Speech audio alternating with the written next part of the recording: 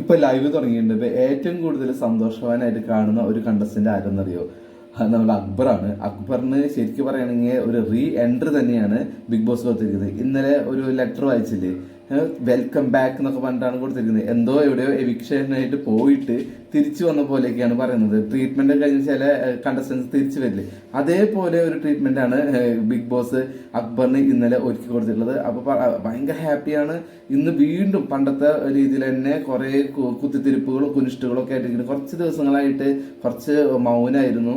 ഒറ്റപ്പെട്ട സ്ട്രാറ്റജി കുറച്ച് ട്രൈ ചെയ്തിട്ടുണ്ട്. പക്ഷെ ഒറ്റപ്പെട്ട സ്ട്രാറ്റജി മുഴുവൻ വേറെ ആൾക്കാരെ തലയിൽ ഇട്ട് കൊടുക്കുകയാണ് പുള്ളി ചെയ്തത്. പക്ഷെ ഒറ്റപ്പെട്ട സ്ട്രാറ്റജി കോടതിയിൽ നിർത്തിയൊക്കെ എന്തായാലും ആൾക്ക് സന്തോഷകരമായ രീതിയിൽ മാറ്റി ബിഗ് ബോസ് ഒരുക്കി കൊടുത്തതുകൊണ്ട് ആ ഒരു സന്തോഷമുണ്ട്. പിന്നെ ആൾക്ക് കൂടുതൽ സ്ട്രെങ്ത് ആയിട്ടുണ്ട്. ഇപ്പോൾ ആൾക്ക് വോട്ട് ഉണ്ട്, അതുപോലെ ഈ ബിഗ് ബോസിന്റെ ഭാഗത്ത് നിന്ന് ആൾക്ക് സപ്പോർട്ട് ഉണ്ടെന്നൊക്കെ മനസ്സിലായിട്ടുണ്ടല്ലോ.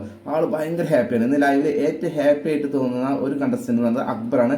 അക്ബറിന്റെ ഈ തിരിച്ചു വരിക സത്യത്തില് അതിനകത്തുള്ള കണ്ടസ്റ്റൻസിൽ പോലും അക്ബറിനോട് ആദ്യം ഉണ്ടായിരുന്ന ഒരു അകൽച്ച കുറച്ച് കുറഞ്ഞിട്ടുണ്ട്. പ്രത്യേകിച്ച് നൂറയ്ക്ക് ഇപ്പൊ അവിടെ ആരോടും തല്ലോടി നിൽക്കാനായിട്ട് താല്പര്യമില്ല. അതുകൊണ്ട് തന്നെ നോമിനേഷനിൽ ആര് പേരാണ് പറയേണ്ടത് എന്ന് നൂറ ഭയങ്കര കൺഫ്യൂഷനിലാണ്. അത് നൂറയുടെ വാക്കുകളിൽ നിന്ന് തിരിച്ചറിയാം. രാവിലെ നൂറ പറയുന്നത് ഞാൻ കേട്ടാണ്. അപ്പൊ എന്തായാലും അക്ബറിന് എന്തായാലും വളരെ സന്തോഷകരമാണ്. പ്രേക്ഷക പിന്തുണയുണ്ട്, ബിഗ് ബോസിന്റെ പിന്തുണയുണ്ട്. മറ്റുള്ള ആൾക്കാർ ഇപ്പോഴും കൺഫ്യൂഷനിൽ തന്നെയാണ്.